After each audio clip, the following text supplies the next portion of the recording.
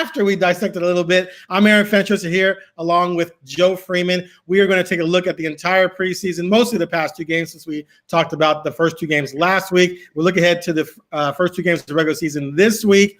I know fans are probably in two camps. One, you're thinking, it was just the preseason. Who cares? They lost games by 15, 31, and 35 or whatever it was. And then there's some people out there who might be already perusing, mock drafts, thinking about the 2021 draft because this team's going nowhere. I think the truth is somewhere in the middle. So, Joe, let me come to you. Big picture, what are your feelings about the entire preseason and what we saw in Denver?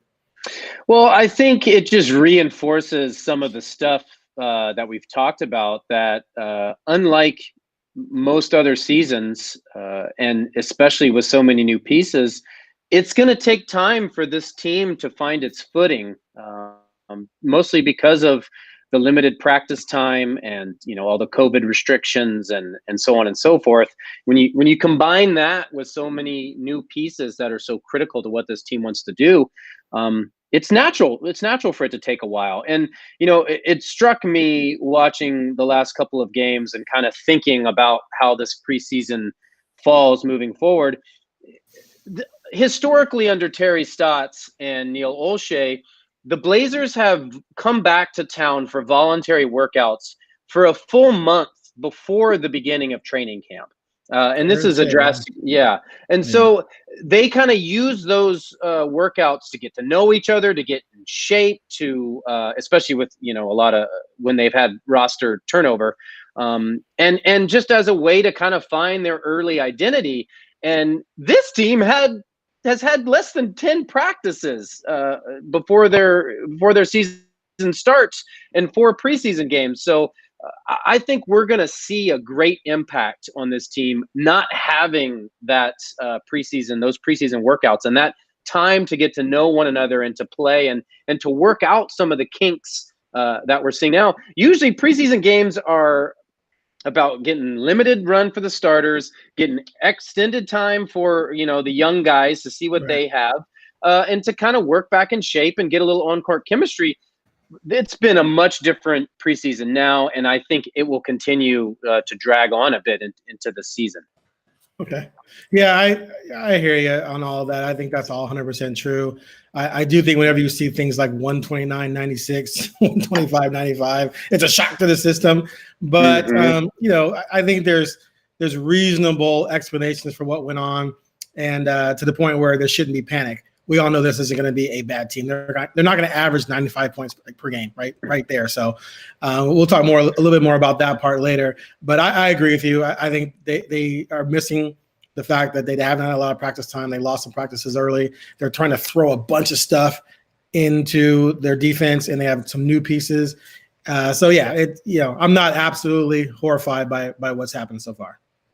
I will say that it is, like you said, there is some serious concern for a team that has ambitions on making a deep playoff run and finishing with home court advantage in the playoffs. Allowing 126 and 129 points in your 2 games right before the season certainly does not instill a lot of confidence. And obviously that transitions to what I think is the largest area of concern, and certainly the biggest topic on the minds of Blazers fans, which is defense. And so many changes with this defense, both personnel and scheme-wise. And I know Terry Stotts and Yusuf Nurkic talked a bit about that today, Aaron. Yeah, so I've given this a lot of thought over the last couple of days. And Stotts. Wait a second. Let me get comfortable. I'm gonna kick your feet up. There we go. Okay, now illuminate me. Just don't fall asleep. All right. No. Okay. So they've put a lot of stuff in. They're trying to be more attacking against the pick and roll, and bringing the weak side guy over and not drop the center as much and all that kind of stuff, which fans are all excited about. And they're trying to do some other stuff as well. And so when you throw a lot of new things at a group of people, when you've added 2 new pieces, 2 new starters, and you've only had a handful of practices, they lost the first 2 practices because of the COVID tests. In Denver, Stotts was saying we couldn't get together for walkthroughs or any types of meetings because of the COVID restrictions there in Denver. That hurts you. So they go out in a game and they're trying their new things, and Denver picks them apart because they're making mistakes. People freak out. Oh my God, what's happening? But typically in any type of preparation for a season, you throw things out there. And then if there's things you can't do well, you're not going to continue to run them in games that count. So like if there's just 5 things they did poorly in those 2 games, Stotts is not going to dial those things up against Utah or Houston unless they've perfected them in practice. So I wouldn't expect the same type of defensive performance. Also, they were so bad offensively that was compounding the problem on defense. They only had 21 offensive rebounds while shooting 37% in 2 games. So you're giving the other team a bunch of transition opportunities. The transition defense wasn't very good.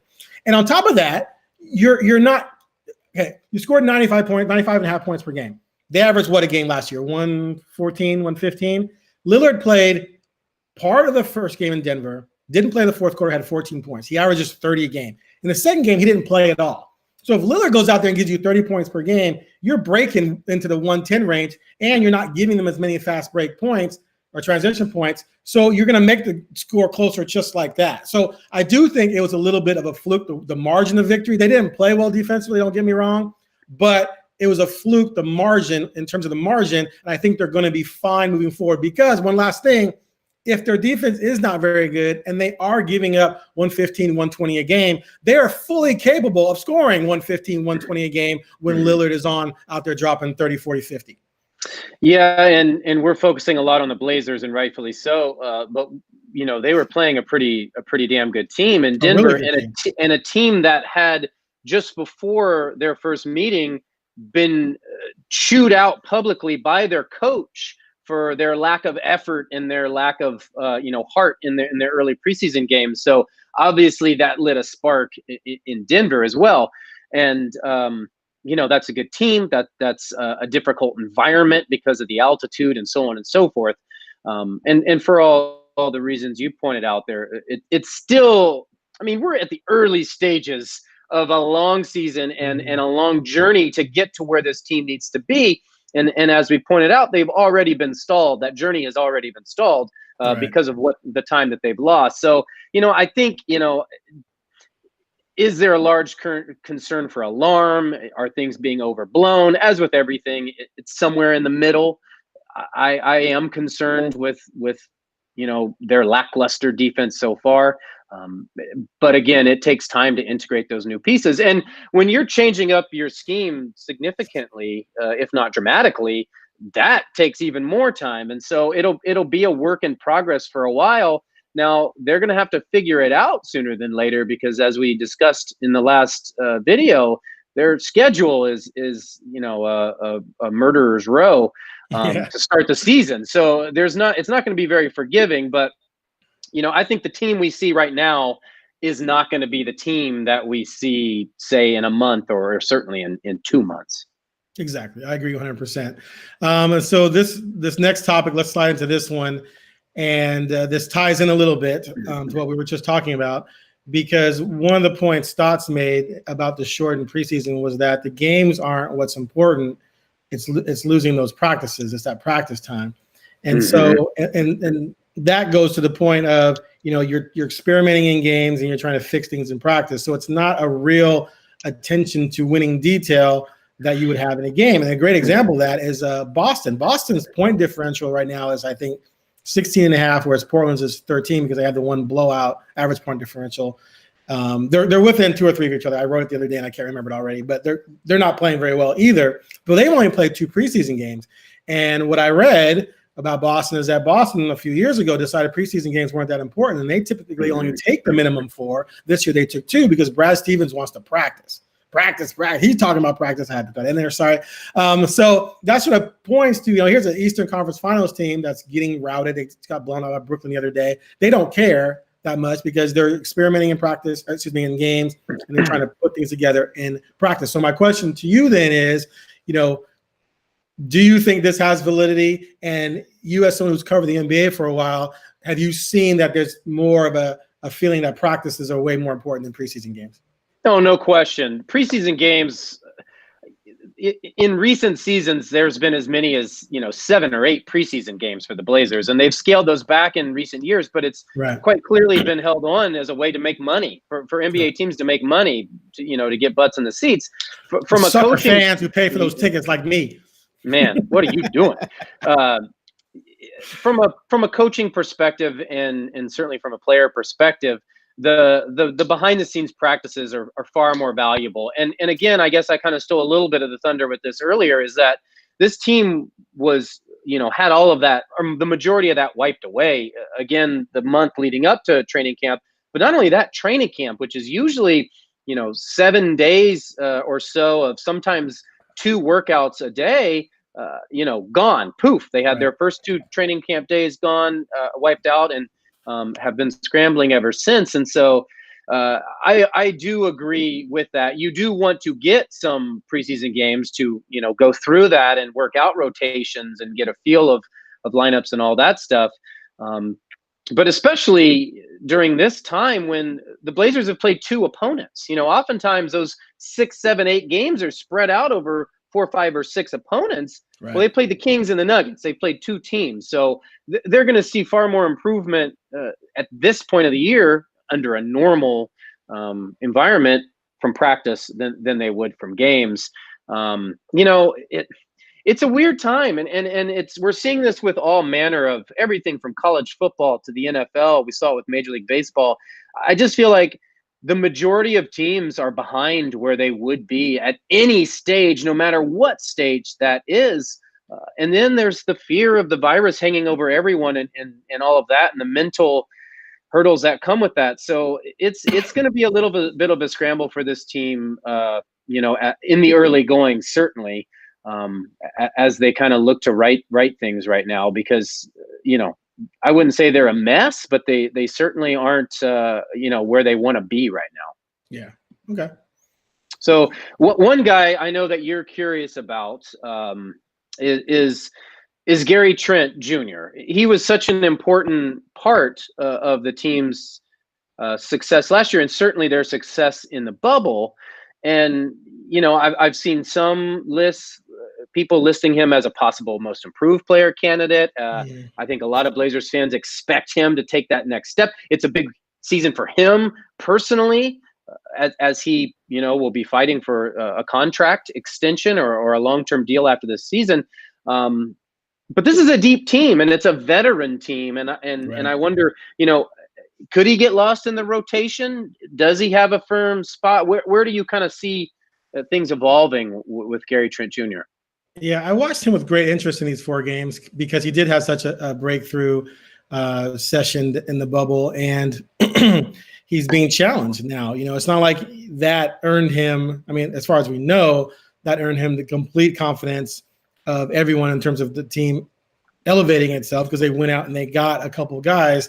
Now Covington's playing the 4, but he can play the 3. Jones is starting at the 3, and then Hood is back, and he's going to play some 2 and 3. Well, 2 and 3 is where Trent backed up last year. So if you got one new guy starting and another guy backing up both spots in Hood, and of course McCollum's a rock at the 2, but he can play some point, where does Trent fit in that whole situation? Now, obviously he's going to play, but math kicks in at some point. The minutes disappear, the more people that are chewing them up. And so I was really interested to see how he played, because clearly he's competing for minutes.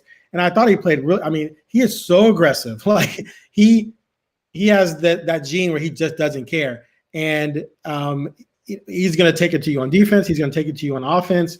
He brings attitude to the court. He brings defense, like I said. And he shot 43.5% from 3-point range during these 4 games, which to me is a sign that maybe the bubble, when he shot like 45 or 46 or whatever it was, or raised a season average of 42, was not a fluke. He is that guy now. But what do you think? I mean, you've covered Stotts a long time. What do you think? How do you think he's viewing Trent within this situation with McCollum, Jones, and Hood already in the mix there at 2 and 3?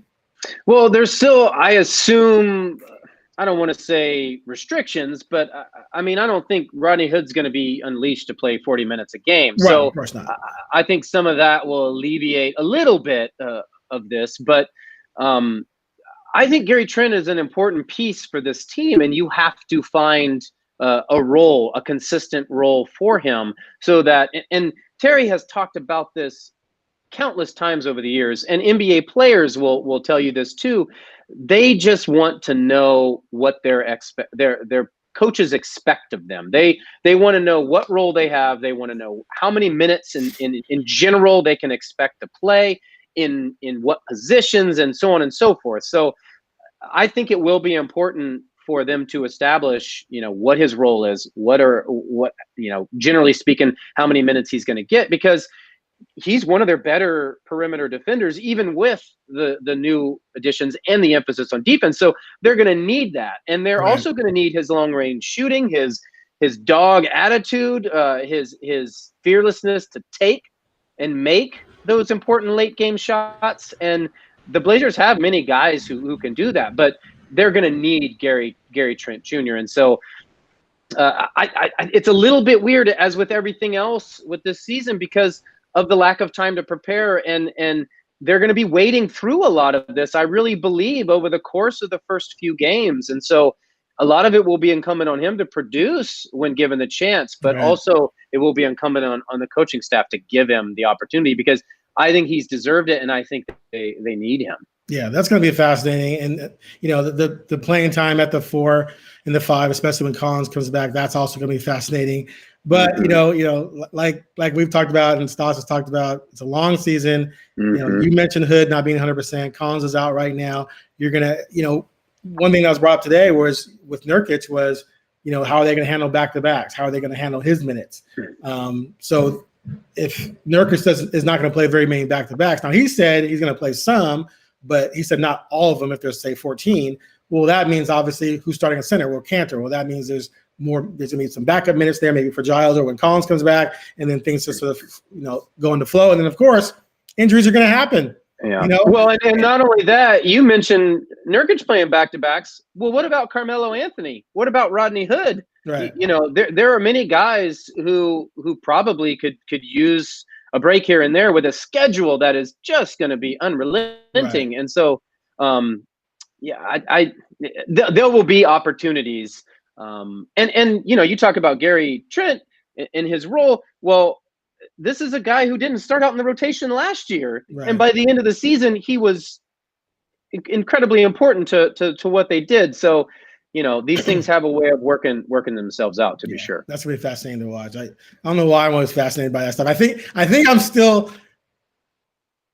because of what happened in 2001 and how that team imploded because it was just too many guys, that it just fascinates me to watch a coach navigate that stuff. Okay, moving along. Preseason's over. Regular season starts this week. Wednesday night, Utah. Saturday night, Houston. We're just going to focus on these two games because we'll talk about them next week. How do you see the Blazers, after what we saw, handling these two teams with a Donovan Mitchell coming to town and maybe a little chunky, but he's still James Harden coming to town? How do you think the Blazers respond to these two challenges? Well, I think it'll be very telling. I mean, when you look at Utah, polar opposite to the Blazers. They went 3-0 in the preseason. Yeah. They played the Suns and the Clippers, so they played good teams. Now, I don't know how those opposing teams handled rotations and such, so who knows about that. But it's a team that returns most of the guys from last year, so they have a little bit better continuity, probably a little bit better chemistry at this point. A team that already has established its defensive identity. A team that is locked up at stars. It just gave Rudy Gobert a huge contract $200 extension. million. So, I mean, there's not a lot of sadness or angst in that locker room. But it also is a team that, in recent years has had a lot of hype and a lot of preseason expectations and has kind of, faded to underwhelmed through the course of the season. So it'll be interesting to see how if they can back up their hype. And I think a lot of people consider them, among the upper echelon in the West.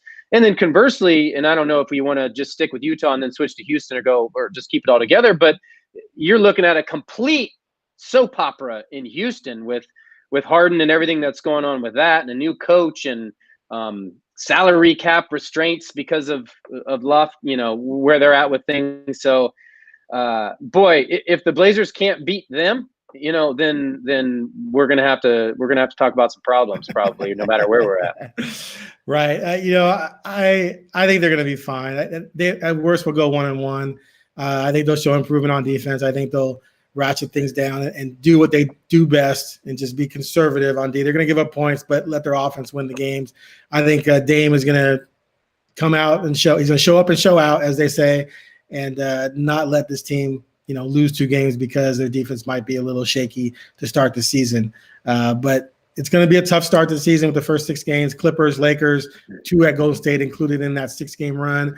I think there is some danger that they could end up 2-4, and I would just urge everyone not to panic if that does happen. That, like you said earlier, this is a work in progress, and they're going to get much better as the season goes along. So don't, even if they went 5-1 in this first 6, that could even be a smokescreen. We don't know because everyone's evolving throughout the entire league. Yeah, and you look back to the first 2 preseason games where we were, impressed with the Blazers' play, and I felt that they had shown surprisingly strong chemistry despite the limited practice and the limited time together. And now we look a week later, and there's questions about all that. So the NBA is certainly a marathon and not a sprint. And if they sprint out of the gates here and do well, great. If not, it is a long season. But again, I just think the team that we see on Wednesday night is not going to resemble the team we see in 3 months at all. I just think there's going to be so much change, so many changes, in so many ways, and just the unknown and uncertainty of how teams will handle outbreaks and so on and so forth. It's just it's a weird season. It's hard to describe because it's kind of like everything with life right now. We're living the ultimate sports cliche, which is we're just living day to day. So, I guess we should encourage fans to do the same. Day to day. Yeah, ride those highs and try to not get too sad about those lows. But I stick by everything that I've said up to this point, and that this team has a lot of talent. It has a lot of depth. It has a lot of veterans who've played in some big playoff games, and it's a team that is set up to succeed, assuming they don't have any key injuries or such. So, man, the season is not won before the first game, and it is won, obviously in down the road. So enjoy the ride. I don't know. I got 2 quick rapid fire things for you. This is a new segment I just invented just now. They just came to my head before we sign off here. Okay, 1, Nurkic an all-star this season. This question. That was detailed answer or answer fast. I mean, don't go too elaborate, but the rapid fire. I think he's set up for. Yeah. Julie, can you manufacture a clock real quick? Next time. Go ahead. I think he's in for a big season. He's an important piece. He should be as fully healthy as he's going to be from his leg injury, and I think he's among the best big men in the NBA. Now, we've seen Stotts get on him pretty hard in the preseason, so he's obviously not a finished product. And for all he did in the highs in the bubble were matched by some pretty lows in the bubble too. So there's still work to be done, but I think he is an all-star caliber center, and if the Blazers back up their talent with success, then yes, he's primed for an all-star berth. Not that there's going to be an all-star game. That's true. The rumor is Stotts grounded Nurkic over the weekend. He couldn't go out and play with anyone the whole weekend. I don't think he's going to be an all-star because I don't think he's going to get the minutes. I think they are going to keep him around 28, 29. Therefore, he's not going to get the stats to be an all-star. But in that window, the 27, 28, 29 minutes he's going to be all-star caliber. All right, moving on. The last one. NBA GM survey came out. They voted Lillard as the player they would most like to have taking the final shot at the end of a game. What do you think about that? I mean, that says it all right there. I've watched the man hit 2 series-ending buzzer beaters to destroy teams and advance his team in the playoffs. I've watched him his second year hit back-to-back game winners in a back-to-back on the road. So I've seen firsthand over the years him deliver in clutch situations. And as he will say and has said time and time again, over the last X amount of seasons. What is this, 9 or 10 for him? Dear God, I'm old. what separates him is a mindset and a belief in himself, and he is not scared to take the shots. He's not scared to fail in the big moments, and according to him, that sets him up to hit those shots. So certainly I would take him, or put him against any other guy in the NBA right now. I'm definitely going to have him in the top 5, but I'm taking Curry or Durant. I mean, Curry's the better shooter, and Durant's 6'10". He can get different shots. I would go those two, 1, 2, and then Lillard would be somewhere between 3 and 5. That's just me, though. Don't hate me. Those guys are really good. All right. But you're a LeBron hater. How are you going to all of a sudden thrust him into the guy you want taking shots? Oh, you said Curry. My bad. Curry and Durant. Yeah. No, I'm not a LeBron hater at all. At all. I appreciate LeBron. Any discussion about Jordan, though, that's when my fangs come out, my horns come out, and then it's on. But LeBron's amazing. And the only reason why I don't have him higher is because his range isn't nearly as good as Dame, CJ, and Durant. And the fact that Dame's been working on half-court shots and he's shooting like free throws, that's pretty scary. So maybe he'll move to number 1 at some point. All right. You got anything else? Hey, happy holidays, everyone. Be safe out there. Enjoy some downtime and enjoy your basketball. Basketball's back. Yeah, basketball's back starting Tuesday night. Blazers play Wednesday night, Saturday. Christmas is Friday. If you celebrate that sort of thing, it should be a fun week for all. Take care. We'll see you.